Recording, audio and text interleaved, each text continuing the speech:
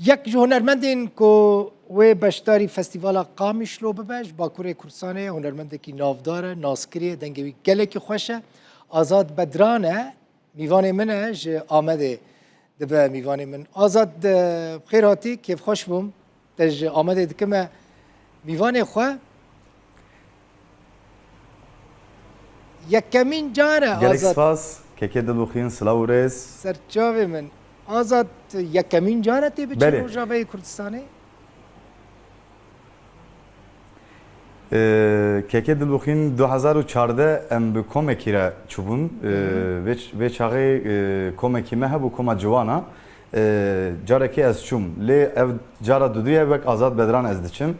Zêdetirîn ez kêfxweş û bextewar û kelecan im.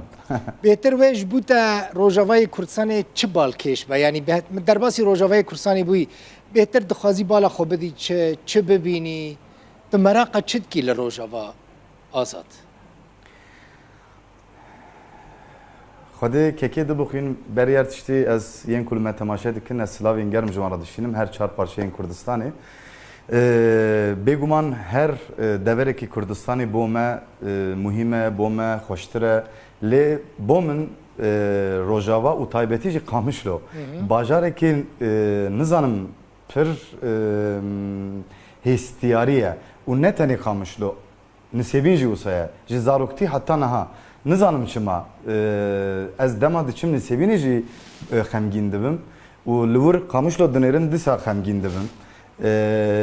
Bajarekî wisa hem evînî ye hem berxwedanî ye hem xemgînî ye ji ber vê yekê dema behsa Qamişlo û nisêbên dibe muyê min radibe. Ez pir hêstiyarên wisa cur be cur bi me da çêdibe. Te ez dibêjim stranek bi navê Nisêbîn û Qamişlo jî gotibû ne? Belê ez nisêbîn tu Qamişlo. Çi bû çawa bû ew stran Azad?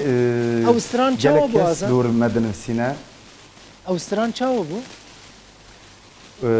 Ez stran çawa bû bi rastî mamoste dema êrişê li Qamişlo kirin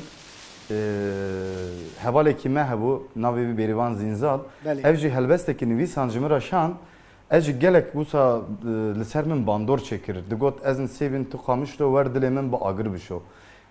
Ez pir pê bandor bûm. Min jî ser muzîk çêkir û me rojekê da bi telefonê me klîp çêkir.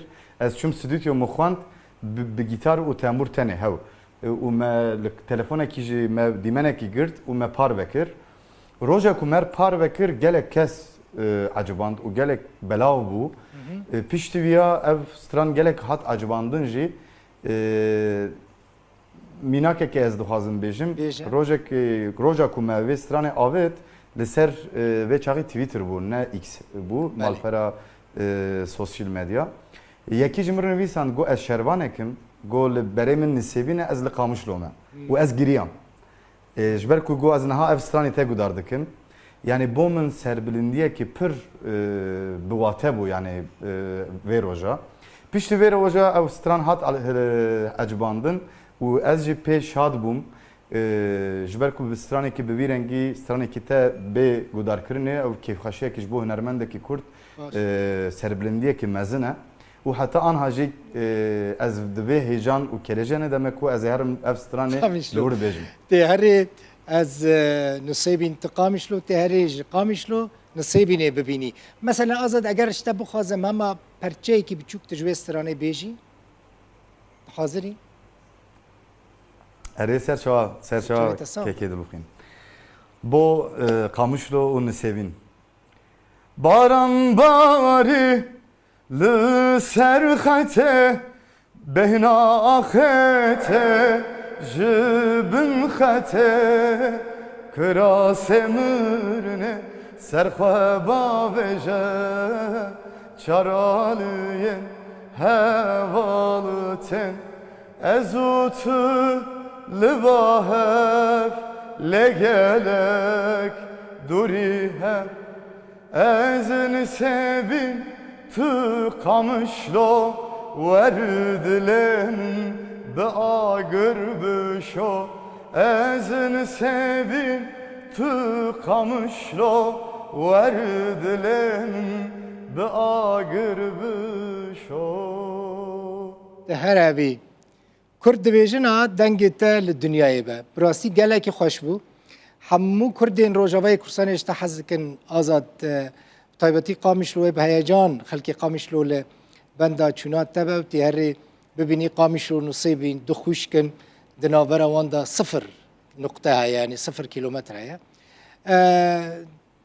دکنگی دچی و چند روزان دمینی لوه داره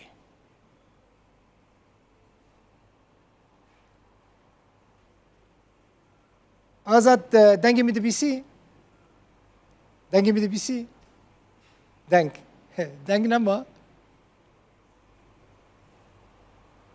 من خواست بزنم دنگ قطبو شک نابه اگر دنگ ده چه از جاری کدم روی پرسا خوب بکن براستی آزاد تکنگی ده چی قامش لو چند روزان دمینی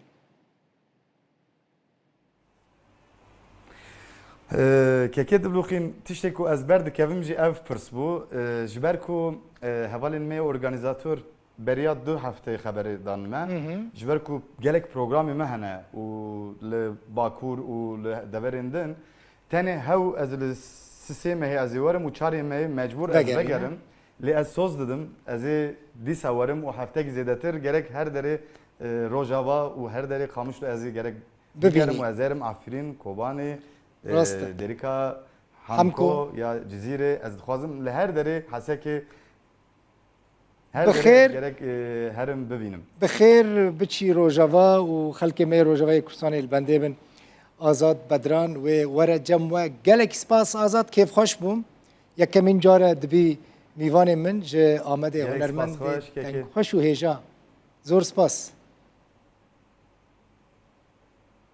گلک سپاس سلاورز سرچاویم